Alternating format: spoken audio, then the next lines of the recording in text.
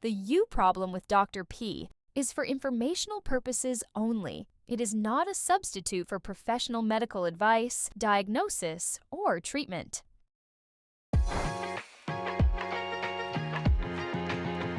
Hello, welcome to the You Problem. How are you? Hello, I'm doing okay. So, what brings you here? Why are you calling? I am calling because I have a question about people with felonies. I happen to have a felony, and basically, how would you suggest that people who have felonies assimilate back into like natural society? Because we have a lot of things that we have to beat once we come out.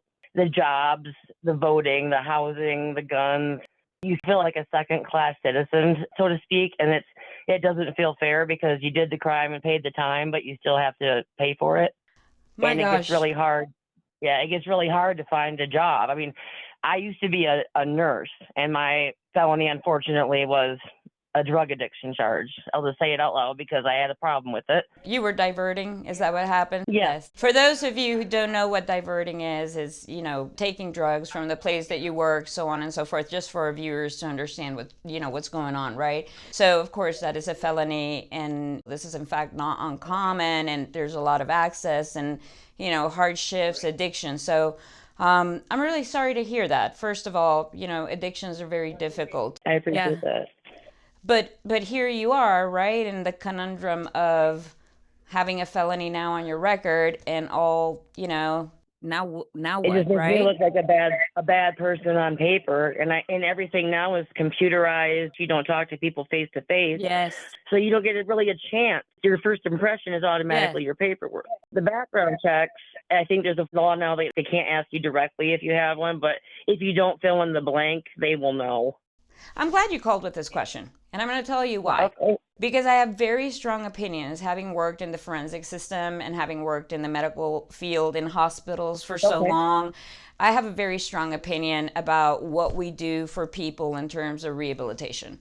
And, part of the rehabilitation is, and I'm going to help you get back out there, get back on your feet, and try to figure out how to rebuild your life. And I don't think that that's really happening right now. I can't. They won't let me level up. It's like I'm trying to be a better person, and they're going, nope, you have to be a criminal the rest of your life now. Right. And when you can't get employment, you're tempted to go back into a criminal lifestyle because you have to survive.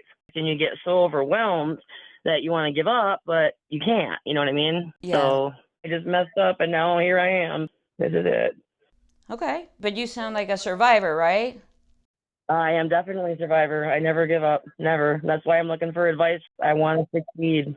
And I just feel like nobody will let me live up to my potential because this is now my background story. Well, but your background story is also a story of resilience, is also a story of survival.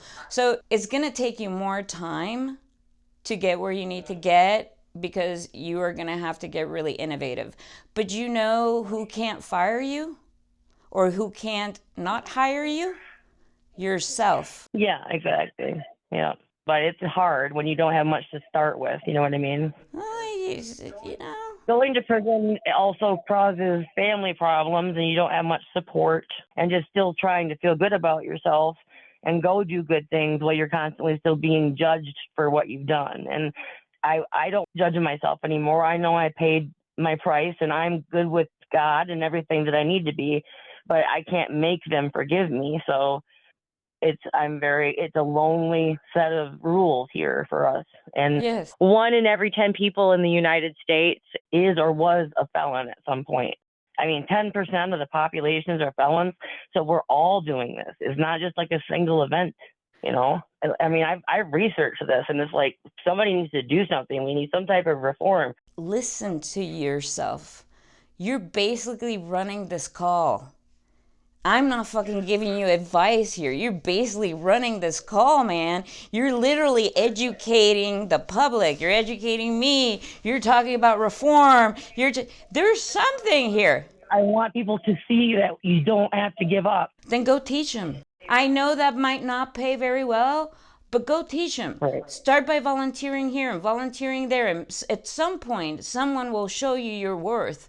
Because you know what? Addiction counselors, hon, guess what? Yeah. All addiction counselors, the best ones, were addicts themselves. Yep, I know that. Walk yourself into an addiction clinic and go like, you know what? I would like to participate in your program. Even if I have to start from the volunteering place, I have a story to tell. I can tell people what this is all about. I'll take whatever you will give me, and it's a place to start. And then you start proving yourself to the system, right? And you go and educate people on what you've been through. That's the way to do it. You know, I got into therapy because I needed therapy. Right. I'm not backing out of it. It's because I can't find an answer. Then don't. You have an answer. You have a mission. You just told me. I guess I didn't believe in myself enough to think about it like that. I just told you what the answer is. You already knew what the fucking answer was. You were going in the right direction, right? So if you just called for validation for me to tell you you're going in the right direction, fuck yeah, you are. Go show some people what this is all about. Start from the bottom.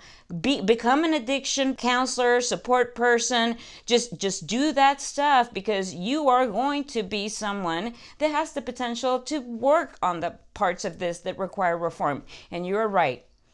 It requires reform. There is no question about it. From a mental health perspective, to a sociological perspective, to a policy perspective, I will agree with you on any of that. I don't give a shit what side of the aisle you're on. That is a fact. You know how many nurses need this story? Go be a helper. That's what I need to do. Go be a helper. Yeah, and this is the first time I've ever even had the guts to do something like this, so I really appreciate the opportunity, and I thank you so much for that advice. Go on and prosper. You'll see, you're going to kill it. And call me back and let me know how you're doing. Yes, ma'am, I will do that. All right, babe. You have a great day. You too. Bye-bye.